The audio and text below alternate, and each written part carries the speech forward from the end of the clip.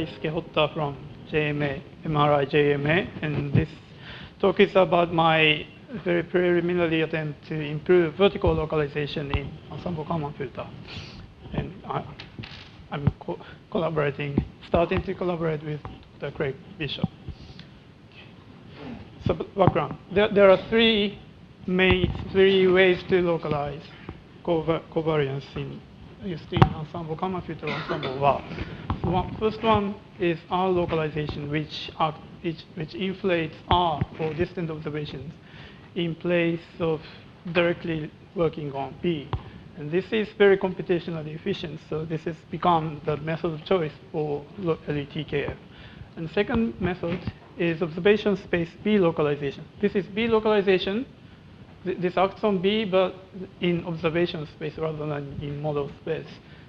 And these methods work on observation space, so they are difficult to deal with non-local observations. By non-local observations, I mean observations whose observation operator depends on multiple grid points. And this problem can be resolved by directly localizing B in the model space. And this has been considered too expensive to use, but recently this has been this computational efficiency problem was resolved by ensemble modulation technique. So let me say something about modulation technique.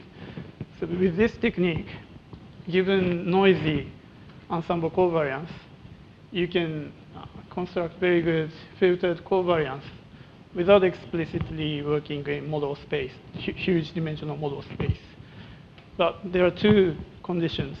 One is that the true covariance is localized, in the sense that the correlation between distant grid points are weak. And another prerequisite is that you know how to construct this localization matrix. And this, in practice, this could be difficult, and especially this may be subject to manual tunings. And if you change the ensemble size, maybe you have to tune this matrix again. So my question is, what if the true B is not well localized, or if you don't know how to create this appropriate localization matrix? And if you look at realistic vertical covariance from some realistic system, and I'm showing here an example from climatological B used in JMA's regional scale data assimilation system. So as you can see, if you look at lower levels, the correlation length scale is quite broad compared to what we have on the higher levels. And they are different for each different meteorological element. So it's not clear how we can design appropriate localization matrix.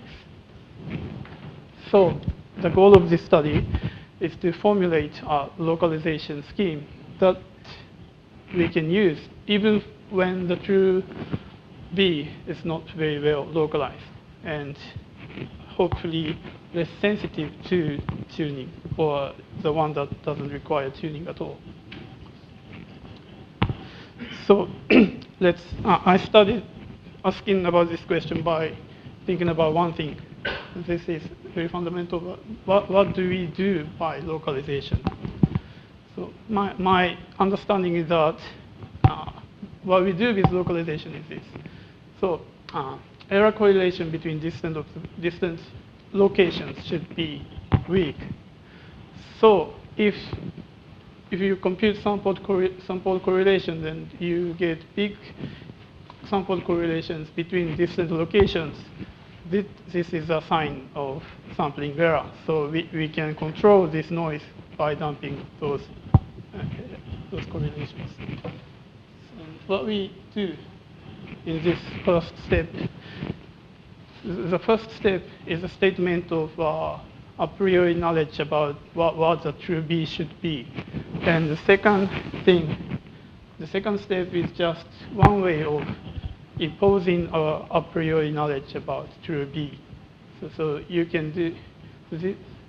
So I understand from here is that localization is to impose our a priori knowledge about true B to constrain the structure of the sampled B.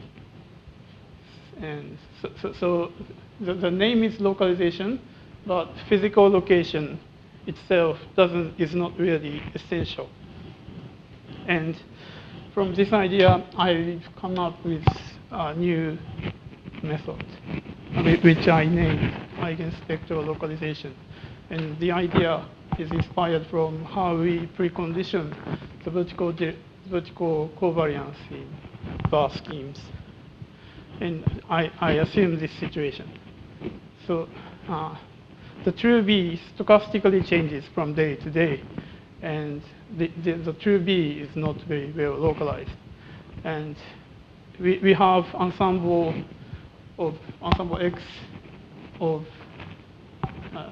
X taken from this distribution. And from this ensemble, we want to estimate the true B. And true B is, of course, unknown, but we assume that we know its climatological mean. And so every day, each instance of B can be different from the climatological B, but we assume that their structures are similar. And then key idea is eigendecomposition. By eigendecomposing the true B matrix, we can represent the covariance or state vector in eigenmode space. And in the eigenmode space, by definition, the true covariance is diagonal. So from here, I think that ignoring off-diagonal elements of ensemble B should effectively reduce the sampling noises. But of course, true B is not, we don't know true B, so we don't know true V, its eigenvectors. So instead of using true B, I propose to use climatological B to construct the mode space. And here's how the procedure works. It's very simple.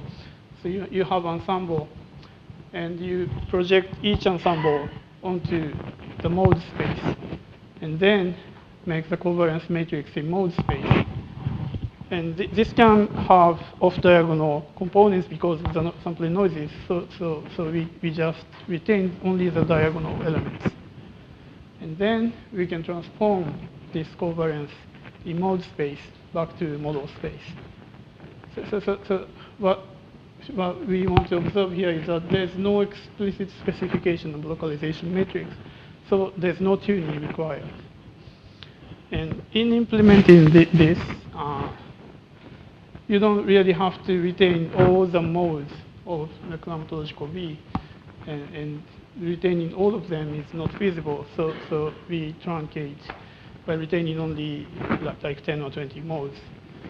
And holding B explicitly could be expensive. So instead of representing B directly, I propose to represent them by using ensemble modulation technique. And it's very straightforward. And I've tested this idea by idealized experiment. And for this problem, I have 100-dimensional space, 100-dimensional control vector. And the shape of B is characterized by two scale parameters, which characterize the scale at the lower level and the one at the higher level.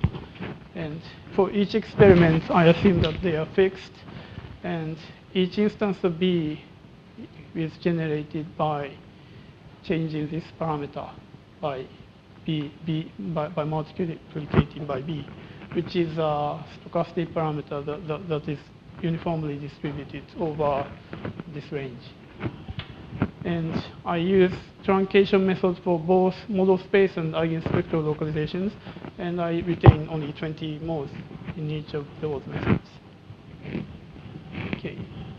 So the prerequisite for this method to be successful is that the true covariance in the mode space is close to diagonal. So I check this for many different combination of parameters. So here let's first consider a case where the true B is well localized. And what I'm showing here is a true B in model space and its climatological mean. And if you compute the mode space representation, and they are very close to diagonal. And this is, here I enlarge only the first 20 modes. And let's make the true B to have more broad structure. And by moving to broader structure, we still see that they are close to diagonal.